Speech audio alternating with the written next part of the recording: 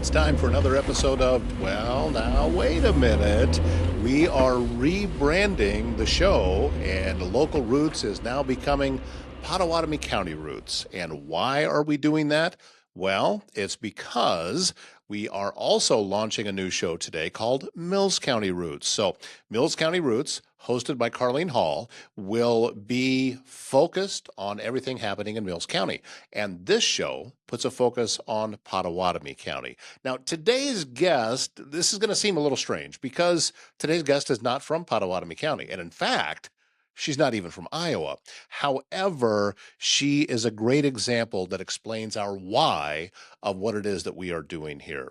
Because Sheila Jenkinson is back to join us today, and Sheila has a podcast of her own, only she is in Nebraska doing a lot of the same things that we are doing here.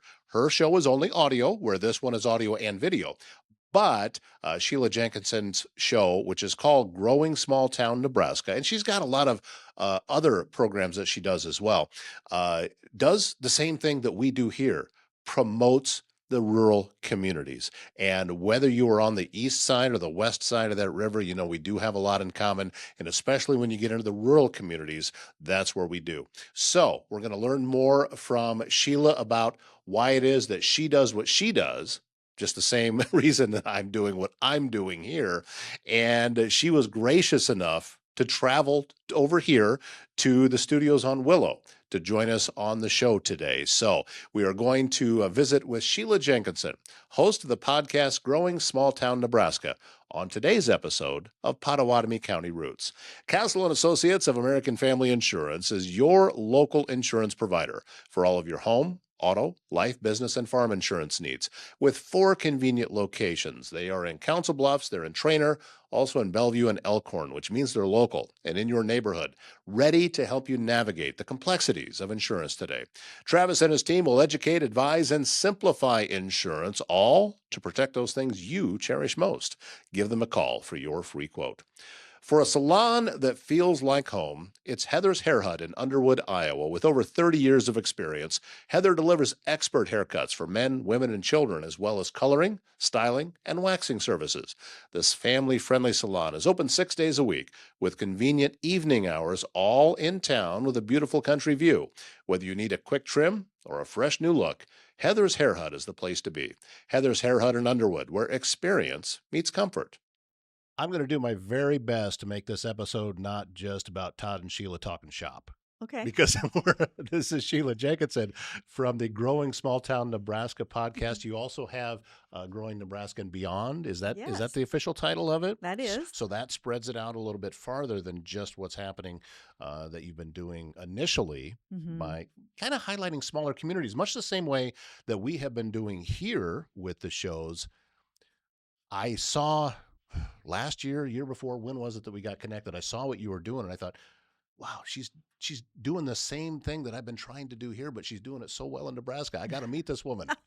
Oh, it's been great. Never looked back. Yeah, that's been about a year ago that you reached out, I think. Yeah, and we got connected, and then you were gracious enough to come over and help us out when we did a live webcast of the Celebrate CB parade. Yeah, that was a fun time. And now we're actually in studio sitting on the parade route. Yes, I know. The park building sits right in between the two sides of where it goes. It'll go on both sides of the building coming up this May. So in your brand new studio, I know when I took the drive here, I thought, well, this is really close to where we sat. Very close. Yeah. Yeah, it's just right across the street. The War Memorial Wall is over beautiful there. Beautiful area. Yeah, yes. Definitely. Very much. Well, thank you so much for coming over. Yeah. And also, thank you for the hard work that you've been doing, because whether you realize it or not, you're inspiring folks that come from the same background that you and I do.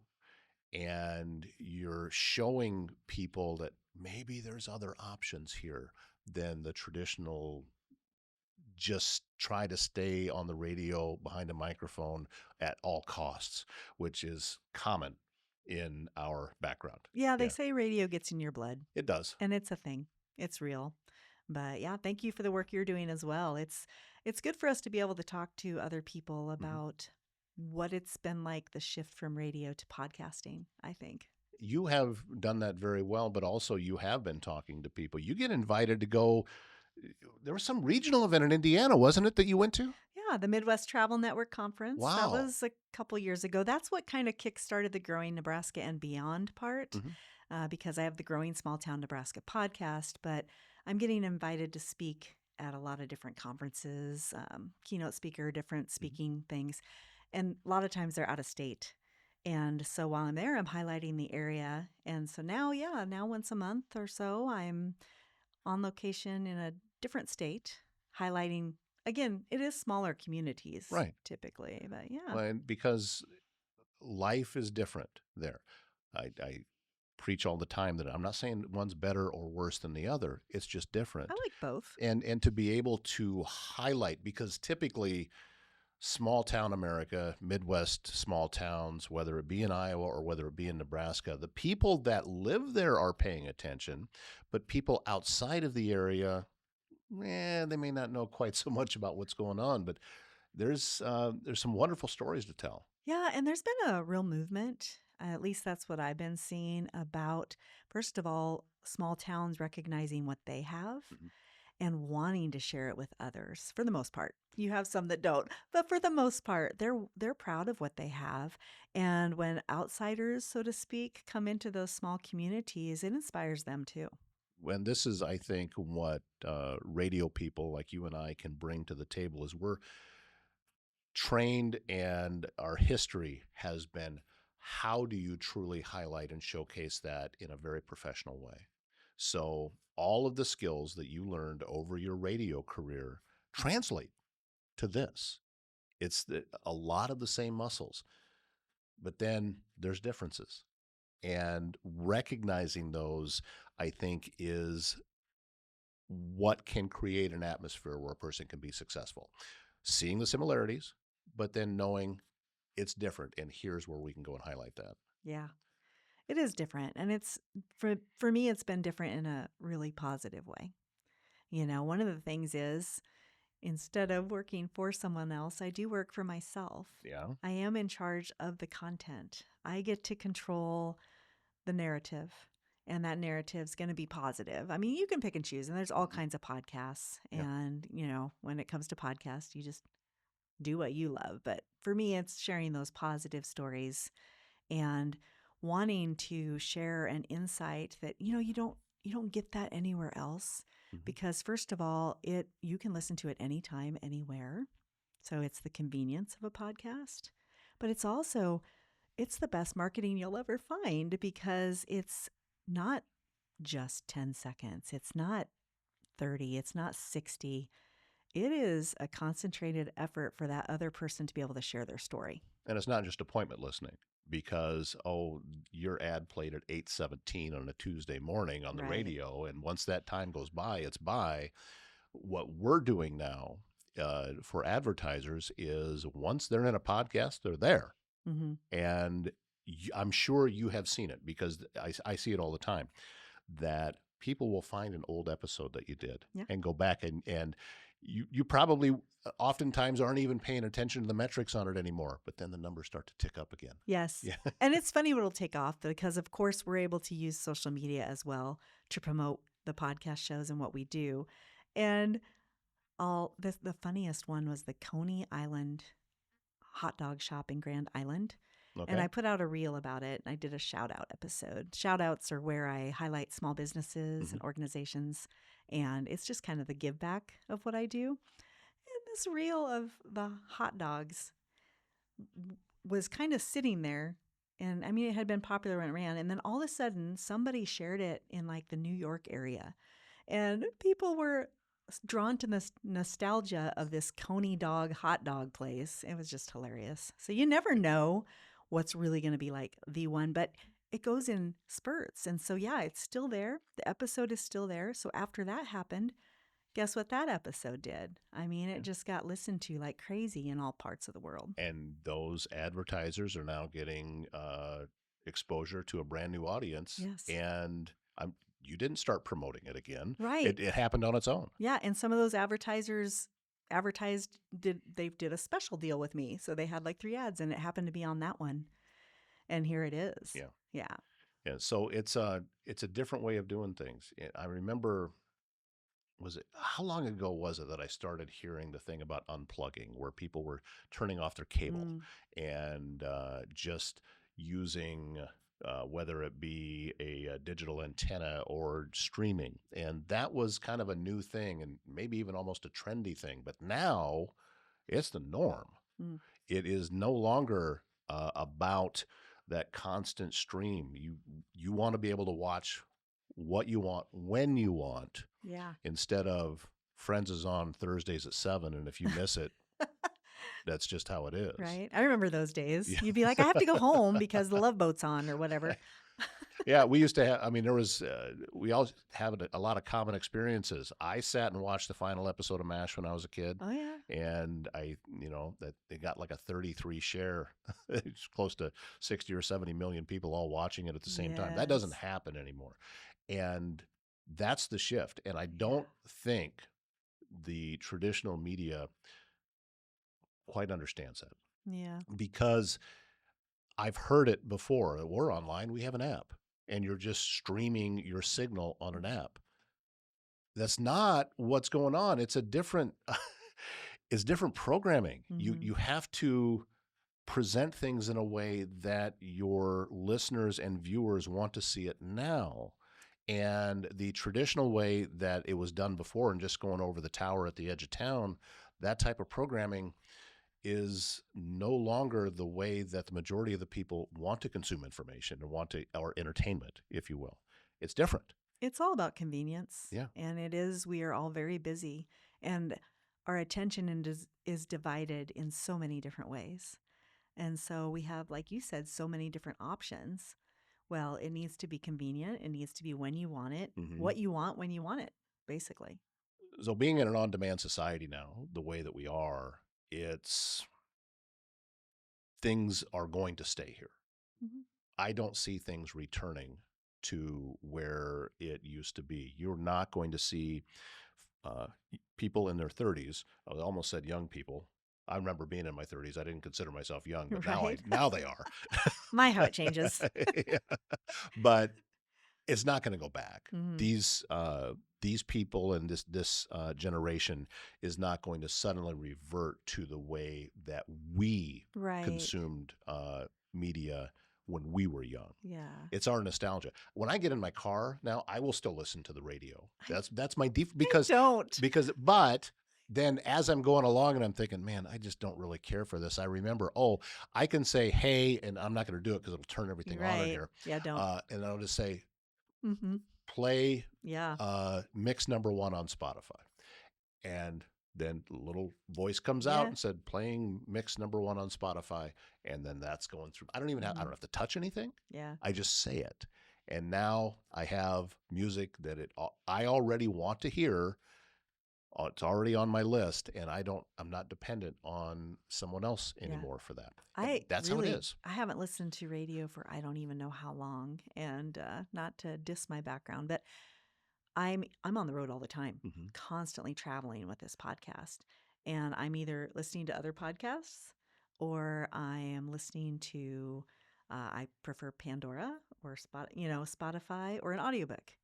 I'm not listening to the radio. I rotate between the three so I can stay awake. But yeah, I listen to audiobooks sometimes too, because if I'm out and traveling and I've got 30 minutes in the car or something, it makes it a whole lot easier. Mm-hmm. And I am just an audio person, always have been. So reading words out of pages is a little bit of a struggle for me, but I can hear I love it that. And I love reading. Yeah, I some like to people hold the book. Yeah, some people are very good at that. I I'm like to cozy not. up, but I don't have the time. So That's a I'm big really part of it, too. grateful for audiobooks because I'm still able to read all the time. But yeah. The reason that I would encourage folks in our area to listen to your podcast is because always encourage people, I preach it during Christmas time, shop local, shop small, shop in person. However, you can't always stay at home. Right. Sometimes you need a different view. And a lot of the things that you're talking about and the communities that you're talking about are day trips from here. Yes. And maybe take you a couple hours to get there, spend the day, see some new things, get some new ideas. have lunch in a different place, and then come back. Day trips I love day I trips do too. because it's Yeah. just a way to get some different scenery for a while. And the communities that you're talking about, just right across the river as we travel west into Nebraska, are great locations for that type of thing. Yeah. Yeah. And the good thing too is you can take those day trips, or you can listen to the Growing Nebraska and Beyond, go a little Mm, further and yeah. plan it out. But one of the things with the podcast and with being towards travel and tourism a lot with it, because that is a big part of what I do, is bringing the tourism to these areas, is that you can go back and listen to all those episodes and plan your travel for the year, But we're close. Yeah. So, We're not that far. yes. So, I mean, it's real easy to enjoy both Iowa and Nebraska. I think so. We can do this. I agree 100%. We need to put the animosity aside, right? Yeah. I'm a football fan, but there's other aspects to life besides that. Yeah, I have some great episodes through Explore Siouxland and had a wonderful time exploring Iowa there. So, Yeah, just wonderful small communities on both sides of the state. You mentioned something just a little bit ago about staying positive, and I know why I do it, because listen, the low hanging fruit and the path of least resistance to be able to get as many clicks as possible is to be negative and divisive. That's what does it. I'm doing it all wrong. Yeah, I know, but it's getting a good response. But that's what I'm saying, though, is that that would have been the way to go to quickly start, but you didn't. I didn't either, and I'm wondering about your why behind it. First of all, I didn't know it was going to be what it is. This was a fun little hobby that turned into something much bigger very quickly. And I do think it's because of the positive. My why is this is who I am. That's fair. This is really who I am. Yeah. You get what you get. And I think not everybody's going to love it, because what was I told once when I promoted a kid's book that I wrote? Oh, it's a little too hunky-dory. I'm like, well, that's okay. But I think we need more hunky-dory in this world. So I'm okay with it. And when I go to these small towns, I am meeting people who are excited about what they're seeing and how their town is growing or it's changing, or about their history and all the good things that they're incorporating into now. And once in a while, I'll meet somebody and they'll say, well, let me tell you about the small towns. Well, you can, but I can tell by your tone that's not going to make it onto my show. Right. Because it's not like everything is all hunky-dory everywhere I go. No, but we get to choose what we look at. Yes. And I say this many times as well. People that watch the show know that I'm a believer in this, that we get what we pay attention to. Yeah. And I'm not saying that negative things aren't here or they don't exist, or that we should just ignore them. I'm not saying that. But what I am saying is, if you spend all of your time there, then that's all you see. And then that becomes your entire life. And that person you talked about, well, let me tell you about what small town, that's what they have fallen into. That's their story. And they've stopped looking at, did you see the sunrise at 6:30 this morning? That was coming up over the horizon. But it blinded me as I was driving east. But it's all of the things that are beautiful about where we live and about being in the Midwest. And we need to pay attention to those. Yeah. Because if we don't, no one else will. So it's up to us, I think, to tell those stories. And positive spurs on positive. It does. And and when I get that response from people and I'm like, well, you can tell me, but what I'd like you to do is start listening to my podcast and maybe hear some of those stories and then tell me what you think of small town Nebraska. And if they're still negative, that's just the kind of person it might be that I'm working with here. But I'd like to change their mind. I'd like to show them, hey, right, whatever. I grew up in a small town. I know it's not all sunshine and rainbows and kittens, but when you hold on to those things that make it special, that's what you're passing on to people. And that's worth sharing. I also, you mentioned the tourism aspect of it. And obviously, we're both making our living this way. Neither one of us are getting rich. It's just. What? No. But that's not our why. And I think, too, having come from radio There was something about the industry that just kept us coming back to it. Well, it's fun. But I still get, it's still touching the same part of my soul. Yeah. Doing this is still hitting that same spot for me. So I encourage folks that in the industry or maybe have recently lost your gig, or you're still looking for some place to move to, you have some options. You do. It's different now than it used to be. And so many markets, you listen to somebody that's on the air, they're not there. It's different now.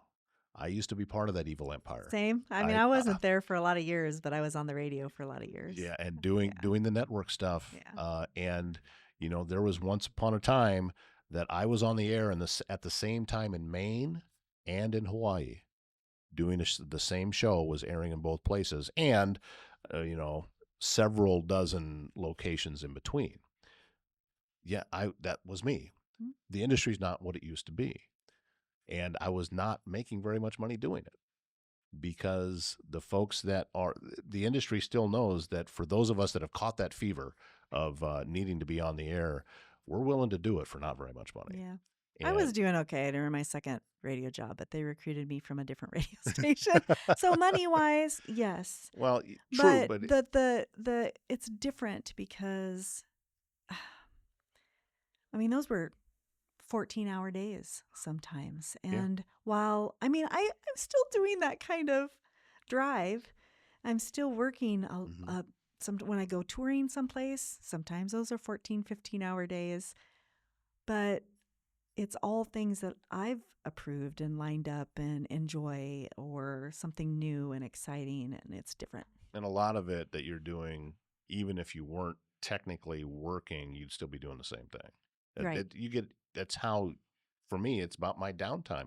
I'm sitting here right now. You and I are sitting here in a studio and we're having a conversation. Yes, I am working. Me too. Does it look like work? I know. We're having such fun. It's so much fun, Todd. Yeah. It is. And I enjoy everybody I talk to. And every day is different and exciting and new. And I am having the time of my life. People come in. I just had somebody earlier today talk about it, that I'm described as very easy to talk to. Well, it's only because I'm just having a conversation. Yeah. I'm not trying to shape what this conversation is. We're just talking. We're just two people sitting across a table talking about some shared experiences that we've had, things that we're currently doing, possibly things that we're working on in the future. There's no difference with this than it is, for me anyway, talking with anybody else. It's just with our training, I know that, all right, I have to keep my mouth a certain distance from this microphone. Yes. And you also, this will be the easiest editing. I love this so much because you understand about, okay, the microphone position matters. It does. Yeah. It matters whether I'm Yes. doing this. All of these different things, stay still, stay quiet when the other person's talking, all of these things that we have been trained to. That's why it's like a little personal It's thing. fun. Yeah, it's like a little vacation for me when I get to talk to somebody that's in the industry. I did an interview several months ago with Katrina Markle, who works for Channel 3 in Omaha, and she is a neighborhood reporter and covers Southwest Iowa. And I just remember when I was talking to her that as I was talking, she just sat very stoic and looked. And this was an online interview, not saying a word, because her training, the same as mine, is we're looking for sound bites. And I don't want my voice in that sound bite, so we're going to stay quiet. Exactly. Yeah. I laughed that you were bringing up the tapping and the. And of course, I edit my podcasts, and so I always tell people it's no worries, but it's very funny. I'll say, not to mom you, but I'm going to take away your coffee cup, and I'll take away because they're tapping, and we all have our nervous habits that we have. And so it was really funny that you brought that up, because I'm like, not to be your mom, but if I can take that pen away from you right now. Yeah, anything that I'll give you something to fidget with that doesn't make noise. Yeah, there you go. That's the There's idea. a little soft blankie. That little clicky thing on the end of a pen, because people. Yeah. They don't even know they're doing it. No. Yeah. And I have done it too. That to be honest, when I was just strictly doing online, and you could see from here to here, Mhm. what you could see on the camera, my hands would be over here and I'm fiddling with stuff Oh, just like this. And nobody can see it, but I'm yeah. doing that through all of the interviews. Now that I am full in a Oh, yeah. studio, this is a new experience for me. So you see me putting my hands down here quite a bit, and Yeah. I'm squeezing my fingers a little bit, and just to dissipate Yeah. that I'm still me. It's still, it's still part of the process. But Now, to be fair, when you're a guest of our podcasts, we're okay if you have a it's little all habit, right. but Listen, we'll tell you and we'll coach you yeah, through it. yeah, it's But all right. It's but not the end of the world. when you're working with somebody who's been in the business, yeah, you're Yeah, right. yeah. I'm guessing too. You get the question a lot of how long is this going to be? Does that happen? Well, I kind of do mine a little more regimented than Okay. probably you do yours because I do have a time. My Mhm. interviews take about 30 minutes and then I end up with 20 to 30 minutes of content typically. Okay. So But again, it doesn't matter on podcasting, no, it doesn't. which is amazing. No, I have had shows go 10 minutes. Yeah. I've had shows go over an hour. Yeah. It just doesn't matter anymore because I don't have to fill a certain time in a scheduler, and I don't have to be out at a certain time to get into the next program that's coming in. Doesn't exist that way anymore. That's the on-demand part of it. One of my favorite shows that has ever been out there, period, is when Jerry Seinfeld did the Comedians in Cars thing. I think that is almost perfect broadcasting. Time doesn't matter with him. He's had short ones, he's had longer ones, and it's just whatever it is, it is. It's what it keeps a person's interest. Yeah. That's what matters. But yes, coming from radio and years of radio, that whole, hey, 10, 20, 40 commercial breaks that you're trying to hit right on the money and then trying to record the commercials and have them be absolutely Dead on. Yeah. Oh, I don't miss that part. Yep. News, sports, and weather coming up. Yep. And we'll give you the traffic report. Yes, I'll have about a minute to talk to you. But yeah, and that's always looking up at the clock, which has to have been distracting for anybody that was coming in to be a guest and having me constantly looking over how much time do we have. But we both got very good at we call it back timing. Of we knew what was coming up, so we're planning backwards to be able to hit that time, especially during the days of. Did you ever work for a station that was an ABC affiliate? No, but I worked were for one that had the Husker games on, and it was important when your timing was that part. right. Yes, ABC News used to go live, so that was top of the hour. You had to hit it dead on. If you carried Paul Harvey live because he was with ABC, that was going to hit hard at a certain time. So you had and to. that is the rest of the story. Exactly. Which I still think some of the greatest broadcasting that's ever been done. But we're in a different time now. Things have shifted. Yeah. I honestly don't know what it will be like 5 years from now. Something new may come along. All I know is that the traditional way and the way that we grew up of things doing is it's done. Yeah. We've moved past it, and the companies that are still trying to hang on and milk every last bit of it out of it that they can, it's, bailing water in the Titanic. It's going down. Can't stop it. And the new way of doing things is on demand. You see the television, different television networks. Taylor Sheridan is he's becoming a billionaire working in that world, knowing that it's an on-demand world. Yeah, and it is. We're going to have everything done and then start releasing them one at a time. I encourage any new podcast to release more than one in the beginning. Oh, yeah. Yeah. Be a little prepared when you first start. Also, if you make it past 3, you're doing a fabulous job. Yeah, it's statistically. Yeah, statistically, another stat we've talked about that it's 90% of the podcasts that have ever been started didn't make it past episode 3. Mm-hmm. You want to be in the top 1%? Go past episode 23. If you hit 23, you are now in the top 1% of podcasts that have ever been created. That's all it takes. That's because amazing. People don't realize there is actual work here, and Joe Rogan is an anomaly. He's not the norm. Correct. Yes. People see the influencers and, they're getting millions of clicks and getting all this money from YouTube and TikTok and all the other platforms. It's the same thing as thinking your 5-year-old will one day play in the NFL. They might, but the chances are really, really slim. Right. It's Yeah. just, this is the same type of thing. You do this because you love it. Yeah. And then, we've both been able to be very successful in it, but we are working really hard. Yeah. And we're working really hard for anybody who's a guest or anybody who's an advertiser to make sure that people return to those episodes or they see, hey, this is out here. We're promoting on our end too. And so, yes, it does take actually some money and it does take work to put out these kind of podcasts. There's a lot of different podcasts. If you just want to be a hobbyist, then try it, do it. That's okay. If you want to make it a business, you got to work it like a business. So, when you and I first met and you had gone and watched some of what I did, your comment of, I really love the small market radio feel to what you're doing. And I thought, she gets it. Finally, soul sister, she understands what the background is and what it is that I'm trying to do. Both of our backgrounds are small market radio. So we just come from a place of understanding that it's not about, what kind of discount do you have on coffee mugs today, coming out of your shop. It's not traditional marketing. It is making a connection with people. That's what this medium helps businesses do. Yeah. And it's gaining, listeners trust the hosts or they wouldn't keep listening. And so that is the big difference. I'm really grateful for my radio years.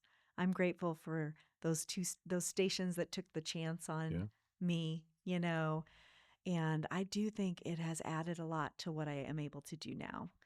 But I would say, those opportunities come up. And I know you and I've talked about it, and radio gets in your blood. But I know. When those opportunities come up now, I think, well, I appreciate that. And thank you. That's flattering. But I love what I'm doing. Yeah. And I think you're right. I don't think it's never going to go back to what it was when it was hot and popular and exciting. Gone. And it's still good and valid, really. But this is the way it's going. And like you said, we don't know how it's going to evolve or what's going to come because we didn't know this was coming. Yeah. So we'll see. I had no idea. But for now, this is the thing. Yeah, I had no idea. But I'm hoping it sticks around long enough for me just to finish my run. Right? We're just old enough that we're like, well, as long as we can retire eventually. That's a weird thing, isn't it, to be thinking about that word? Isn't that odd? Yeah. I never thought about it. And I don't know that I'll ever fully retire. I don't see ever wanting to just not have anything to do. But I will read all the books. All the books in my hand. I have talked to Diane, and I've just said that my ultimate goal is to reach a point in life where the most complicated decision I have to make that day is who's going to go check on the chickens. There you go. That's it. Do you have chickens? No, that's look a future at that little dream. It's a future goal. I envision building an entire chicken community. Oh dear! I saw it online that somebody had built all of these little chicken houses that looked like an Old West set. So he had the chickens were in the saloon and the ducks were in the jail. You should just get it done. I'll come do a podcast about it. It looked so cool when I saw what this guy had built, and I said, yeah, I want that. I think that would, and they had little chicken runs in between all the different places, and it just kind of felt like you were walking down the street of an Old West town, and that's where he'd put things together and put a garden on the other side. I want to build something like that. That's future goals. There you go. Wow, nothing when I met you spoke of chickens to me, but there you go. You never know. It's chickens are fascinating. How you can move them around and their head never moves. It's like I don't get the physics behind it, but man, I just looking for that least stressful existence. That's what I'm all And you about. think it's chickens? I'm thinking that until the predators come I along. was gonna say, my sister has chickens. I'll have you can have a conversation with her about her chickens, her girls. It's not what it's cracked up to be. Oh, it's fun. Well, listen, Sheila, thank you so much for coming over. I'm grateful that I have someone out there that has the same vision. Yeah. And also, you are proof that the vision, it works. And this is where things need to go. And as we are creating this new space here, we are, Kyle and I, creating a new media company. We are bringing what I know about small market media back, because when the corporations bought up the companies and people got laid off, our local newspaper, God help the young people that are working there, because there's so few of them and they just can't cover things. There's not enough of them Yeah. to do it. And corporations can't get out of their own way when it comes to this kind of thing, and understand that every market is different. Where you live in Nebraska versus where I live in Iowa are two different places, and you have to uh, tailor what you're doing to fit where you are. There's not one blanket way of doing things. It doesn't work that way. But this is just my little soapbox speech. So Well, I appreciate that you found me about a year ago and reached out, and that we've been able to have this connection and do some fun things together. And I look forward to what we might powwow and come up with in the future. mhm. But Todd, congratulations on all of your different shows and how you help small businesses find their voice through podcasts. It's an amazing thing. Thank you. So keep on doing what you do. Growing Small Town Nebraska. Find it. Platforms. Where are you at? Everywhere. Everywhere, but Every. yeah, you can follow us on Facebook and Instagram. You can listen anywhere that you love to listen. Yeah. And follow, subscribe, give all the love. Well, next time we sit down and talk, we'll go fully into why I used to switch to video. But that's for another conversation. You do a great Hearing job. that, I keep hearing that. You do a great job with an audio podcast. And to be honest, most of my viewers are just listeners. Yeah. They turn it on when they're getting ready in the morning, and they're not sitting there watching the video. They're listening, and it's a combo kind of thing. It works both ways. Yeah. So you have leaned into that, and you've done it very, very well. Thank you. And I am very happy that I know you, and thank you so much for being here. Well, thank you. As I mentioned, it is so great to talk to folks that have been through a lot of similar life experiences, and Sheila and I definitely share that. And her radio career, which was successful, has now morphed into a podcasting career, just like mine has. And she is doing something very, very similar on her side of the river, just like I'm doing here on the Iowa side for Pottawattamie County. So thank you again, Sheila, for coming over and joining us today. HR Helix delivers fractional HR leadership and strategic people solutions for professional firms across our region, including here in Southwest Iowa. Founded by Amy Luckenbill, HR Helix helps growing organizations that have outgrown do-it-yourself HR but don't need a full-time executive. From compliance and culture to performance and structure, HR Helix turns complex HR challenges into clear, confident action. Their approach is simple: old school smart, next gen savvy. If your business is ready for better systems, stronger teams, and leadership support that fits, visit hrhelix.com. When emergencies happen, confidence saves lives, and Ready Responders 130 provides professional CPR training for individuals, businesses, and community groups, so you know exactly what to do when it matters most. With flexible scheduling, up-to-date information, and dedicated instructors, you get hands-on skills that prepare you for real-world situations. At work, at home, or out in the community, Ready Responders 130 gives you the tools to act fast and act smart. Be prepared. Be confident. Visit ReadyResponders130.com. And Pottawattamie County Routes, brought to you by Dave Lawrence, your Edward Jones financial advisor. Learn how he can help you reach your financial goals. Visit edwardjones.com for more. Edward Jones, member SIPC. That wraps up today's show, wraps up the week. Thank you so much. Hope you enjoy the inaugural episode of Mills County Routes, hosted by Carlene Hall. And we're going to take a weekend off and be back and get ready for it again on Monday morning. My name's Todd Studer.